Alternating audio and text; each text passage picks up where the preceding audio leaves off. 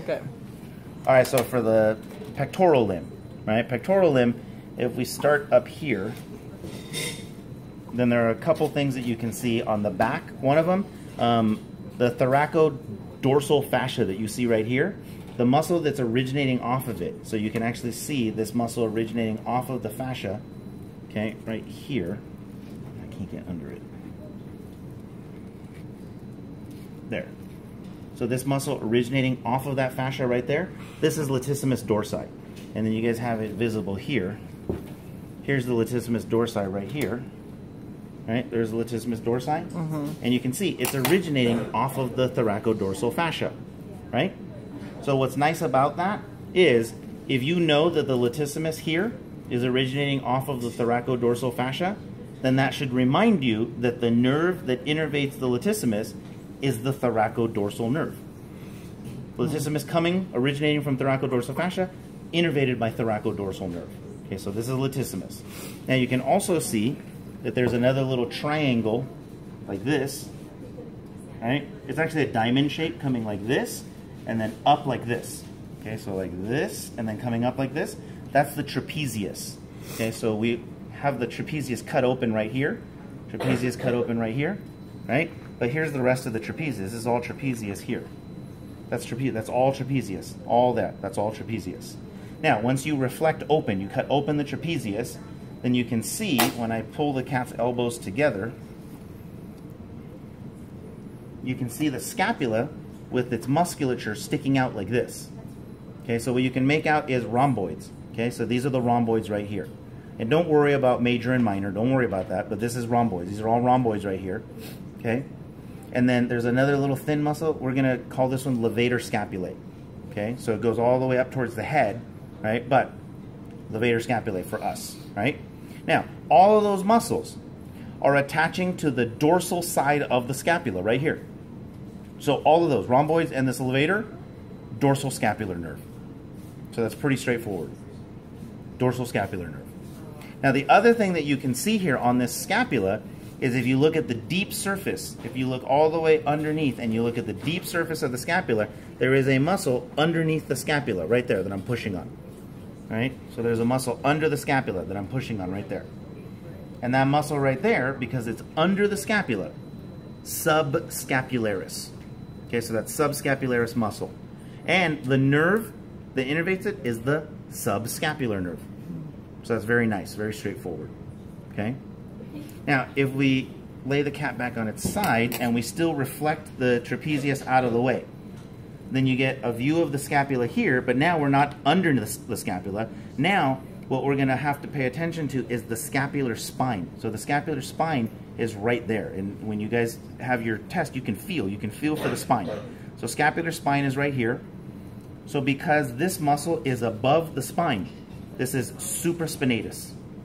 That's supraspinatus. Now, if we go back to the scapular spine, then we can see the deltoid right here. There's the deltoid muscle, and we cut through part of the deltoid here. And the reason why we cut through part of the deltoid was so that you can see that there is another muscle which is underneath the spine. So this muscle here is the infraspinatus. So there was a supraspinatus above the spine.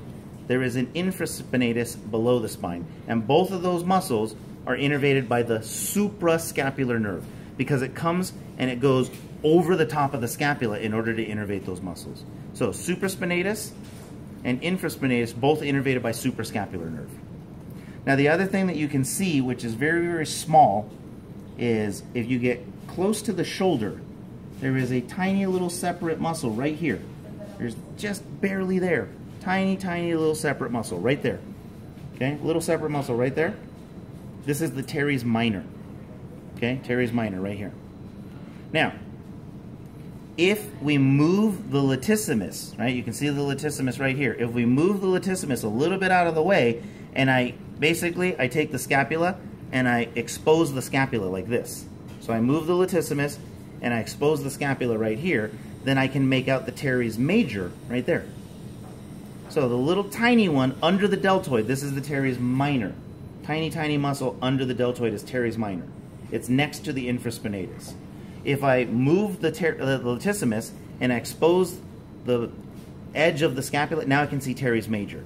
Now, one thing you should pay attention to is, this is the long head of the triceps right here. This muscle is the long head of the triceps. The long head of the triceps always, doesn't matter, human, cat, dog, horse, whatever, the long head of the triceps always passes in between teres minor and teres major. Teres minor, teres major always make a little V, and the long head of the triceps passes between them. Okay, so you can see that. Now, for the innervation, you can see that the teres minor right here is actually really, really closely associated. It's right in almost the same spot as the deltoid. So both teres minor and deltoid are innervated by the axillary nerve. Okay, teres minor and the deltoid are innervated by the axillary nerve. What's weird is that the teres major is innervated by the subscapular nerve, the one that was from underneath. Okay? Now, at this point, again, it becomes a lot more straightforward and simple, because now, once we get past the shoulder, things get a lot more simple when it comes to the nerves. So that was complicated. Thoracodorsal nerve for latissimus, axillary for the deltoid and the teres minor, subscapular for teres major and subscapularis muscle, dorsal scapular nerve for the rhomboids and the levator scapulae, suprascapular nerve for supraspinatus, infraspinatus. That sounds very complicated. At this point, past the shoulder is much more simple. You only have, in between your shoulder and your elbow, you only have 2 nerves to worry about. If we're on the originally dorsal aspect of the limb, we're doing the elbow extensor muscles. This is the triceps right here. Triceps, you have a lateral head of the triceps right here. You have a long head of the triceps right here. And then you're going to have all the way inside, medially, you're going to have this little muscle right here. This is the medial head of the triceps right there. Okay? Same as us, same as the humans. Long head, lateral head, medial head. All 3 of those heads are innervated by the radial nerve. That's very nice. It's just one nerve, radial nerve. Now, when it comes to the front, the flexors of the elbow, then all of those are innervated by the musculocutaneous nerve. And there are only 2 that you can see, so that's nice. The biceps brachii right here, right? Biceps brachii, this one. And then to the side, lateral to it, this is the brachialis right there.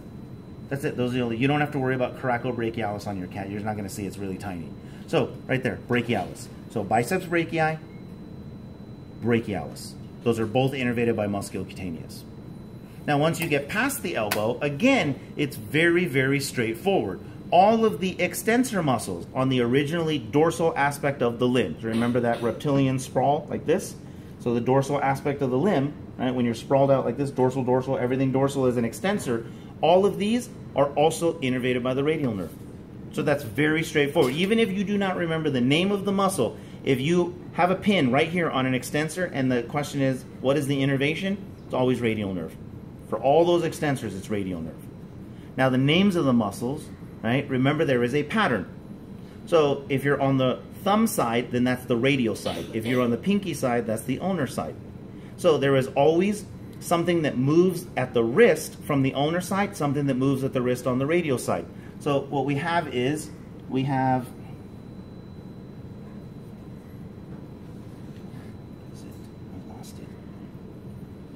there it is, right there.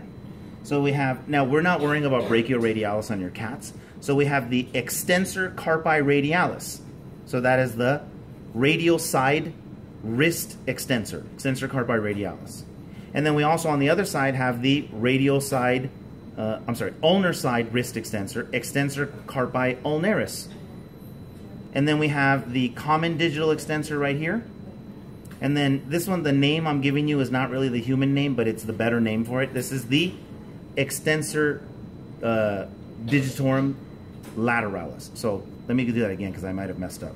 So this is the extensor carpi radialis. Right here, extensor carpi radialis. And then we have extensor carpi ulnaris. And in between, we have extensor digitorum communis. That's the common digital extensor. And then extensor digitorum lateralis, the lateral digital extensor. So the pattern is always wrist, then digits, and then wrist. And there's always a radial side and an ulnar side. All of these are innervated by the radial nerve. If we go to the other side, again, it's still pretty straightforward, but the flexors, most of the flexors are innervated by the median nerve. Okay, so most of these are innervated by the median nerve. Now the pattern is the same. We still have an ulnar side and a radial side. So over here, this is the flexor carpi radialis, this little thing right here. Flexor carpi radialis. We go all the way to the other side, and there's the flexor carpi ulnaris, right there, flexor carpi ulnaris. And then in between the two of them is for the digits. So this muscle right here is the superficial digital flexor, right? And then when we go underneath that, the massive block of musculature right there. I pull all that out of the way. There's a huge block of muscle right here. This is the deep digital flexor. Now, most of those are innervated by the median nerve. So the only other muscles that, the only other nerve you have to worry about is the ulnar nerve. And here's what you have to understand, is if it has ulnar in its name, then it's innervated by the ulnar nerve. So everything except for flexor carpi ulnaris, that's innervated by the ulnar nerve. And then the deep digital flexor, all the way down at the bottom, right there, deep digital flexor, has an ulnar head coming, it comes off of the ulna, so that is also innervated by the ulnar nerve. Everything else, the superficial digital flexor, the flexor carpi radialis, the rest of the deep digital flexor, that's all innervated by median nerve. So that's the pattern. Oh, and then right here, I almost forgot, pectorals. So remember we did two pectorals right here, right? And we looked for the separation.